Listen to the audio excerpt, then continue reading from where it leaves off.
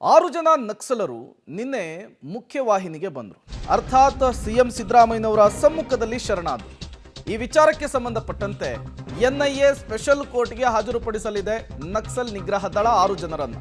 ಕೋರ್ಟ್ಗೆ ಹಾಜರುಪಡಿಸುವುದಕ್ಕೂ ಮೊದಲು ನಕ್ಸಲರ ಹೇಳಿಕೆಯನ್ನು ದಾಖಲು ಮಾಡಲಾಗುತ್ತೆ. ನಕ್ಸಲ್ ನಿಗ್ರಹ ಪಡೆ ಐಜಿಪಿ ರೂಪಾ ನೇತೃತ್ವದಲ್ಲಿ ಹೇಳಿಕೆ ದಾಖಲು. 6 ಮಂದಿಯ ಹೇಳಿಕೆಯನ್ನು ದಾಖಲಿಸಿ ವೆಪನ್ಗಳ ಬಗ್ಗೆಯೂ ಕೂಡ ಸಾಕ್ಷ್ಯ ಕಲೆ ಹಾಕುವ ಕೆಲಸ. ಮಡಿವಾಳ ಟೆಕ್ನಿಕಲ್ ಸೆಲ್ನಲ್ಲಿ ನಕ್ಸಲರ ವಿಚಾರಣೆ. ಮುಂಡಗಾರು ಲತಾ, ಸುಂದರಿ ಕುತ್ಲೂರು, ವನಜಾಕ್ಷಿ ಬಾಳೆಹೊಳೆ, ಮಾರೆಪ್ಪ ಅರೋಳ್ಳಿ, ಕೆ ವಸಂತ್, ಜಿಶಾ ಶರಣಾಗಿದ್ದಂತಹ ನಕ್ಸಲರು. ನಿನ್ನೆ 6 ಮಂದಿ ನಕ್ಸಲರು ಸಿಎಂ ಸಿದ್ದರಾಮಯ್ಯನವರ ಸಮ್ಮುಖದಲ್ಲಿ ಸರೆಂಡರ್ ಆಗುವಂತಹ ಕೆಲಸವನ್ನು ಮಾಡಿದ್ರು, ಶರಣಾಗುವಂತಹ ಕೆಲಸವನ್ನು ಮಾಡಿದ್ರು. ಆ ಸಂದರ್ಭದಲ್ಲಿ ಅವರು ಯಾವುದೇ ರೀತಿಯ ಶಸ್ತ್ರಾಸ್ತ್ರಗಳನ್ನು ತಂದಿರಲಿಲ್ಲ, ಪೊಲೀಸರಿಗೆ ಒಪ್ಪಿಸುವಂತಹ ಕೆಲಸವನ್ನು ಮಾಡಿರಲಿಲ್ಲ.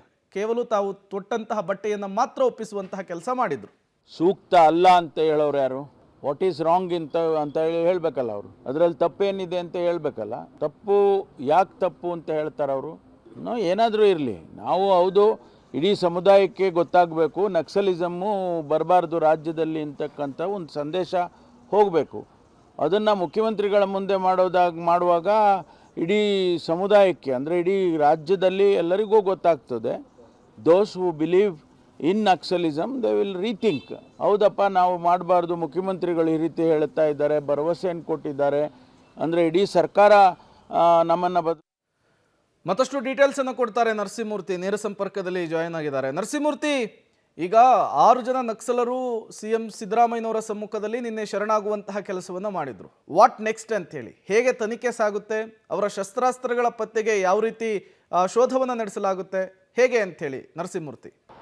ಪ್ರೇಮ್, ನಿನ್ನೆ 6 ಮಂದಿ ನಕ್ಸಲರು ಸಿಎಂ ಮುಂದೆ ಶರಣಾಗತಿಯನ್ನ ಆಗಿದ್ರು. ಸಮಾಜದ ಮುಖ್ಯವಾಹಿನಿಗೆ ಬರೋದಕ್ಕೆ ಅವರು ಬಯಸಿದ್ರು. ಹೀಗಾಗಿಯೇ ಸಿಎಂ ಸಮ್ಮುಖದಲ್ಲೇ ಅವರು ಶರಣಾಗತಿಯನ್ನ ಆಗಿರೋದ್ರಿಂದ ಇದೀಗ ನಕ್ಸಲ್ ನಿಗ್ರಹ ಪಡೆ ಮತ್ತೆ ಚಿಕ್ಕಮಗಳೂರು ಪೊಲೀಸರು ಅವರನ್ನ ವಶಕ್ಕೆ ಪಡೆದುಕೊಂಡು ವಿಚಾರಣೆಯನ್ನು ನಡೆಸುವ ಕೆಲಸವನ್ನ ಮಾಡಲಾಗ್ತಿದೆ.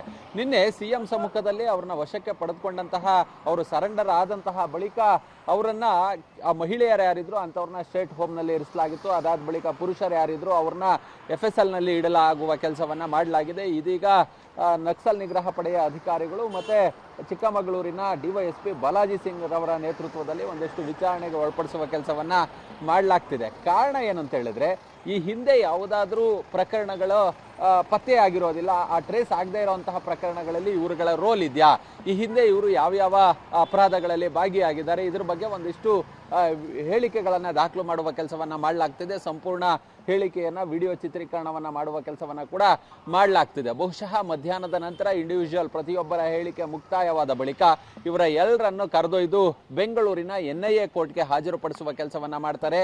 ಅಲ್ಲಿ ಅಪೇಕ್ಷೆ ಪಟ್ಟಲ್ಲಿ ಅವ್ರನ್ನ ಮತ್ತೆ ಕಸ್ಟಡಿಗೆ ಪಡೆದುಕೊಳ್ಬಹುದು, ಇಲ್ಲ ಜೈಲಿಗೆ, ನ್ಯಾಯಾಂಗ ಬಂಧನಕ್ಕೆ ಕಳಿಸುವ ಕೆಲಸವನ್ನ ಕೂಡ ಮಾಡಬಹುದು. ಹೀಗಾಗಿಯೇ ಬಹುತೇಕ ಮಧ್ಯಾಹ್ನದ ನಂತರ NIA ಕೋರ್ಟ್ಗೆ ಹಾಜರುಪಡಿಸಿ ಆ ಬಳಿಕ ಇವ್ರನ್ನ ಜೈಲಿಗೆ ಕಳಿಸೋದಾ ಅಥವಾ ವಶದಲ್ಲಿ ಇಟ್ಕೊಂಡು ಮತ್ತೊಂದಷ್ಟು ದಿನ ವಿಚಾರಣೆಯನ್ನು ನಡೆಸೋದಾ ಅನ್ನೋದನ್ನ ಆನಂತರ ತೀರ್ಮಾನ ಮಾಡ್ತಕ್ಕಂಥ ಸಾಧ್ಯತೆಗಳಿದಾವೆ. ಸದ್ಯಕ್ಕಂತೂ ಅವರ ವಿಚಾರಣೆ ಏನಿದೆ ಅದು ನಡೀತಿದೆ. ಪ್ರಮುಖ ವಿಚಾರ ಏನಂತ ಹೇಳಿದ್ರೆ, ಇವರ ಶರಣಾಗತಿ ಬಂದಿರೋದ್ರಿಂದ ಇವರು ಬಳಸ್ತಿದ್ದಂತಹ ವೆಪನ್ಗಳು ಅವು ಎಲ್ಲಿದ್ದಾವೆ, ಅವನ್ನ ಯಾವಾಗ ಸರೆಂಡರ್ ಮಾಡ್ತಾರೆ, ಈ ವಿಚಾರವಾಗಿಯೂ ಸಹ ನಕ್ಸಲರಿಂದ ಒಂದಷ್ಟು ವಿಚಾರಣೆಗೆ ಒಳಪಡಿಸಿ ಅವರಿಂದ ಮಾಹಿತಿಯನ್ನ ತೆಗೆಯುವ ಕೆಲಸವನ್ನ ಅಧಿಕಾರಿಗಳು ಮಾಡ್ತಿದ್ದಾರೆ.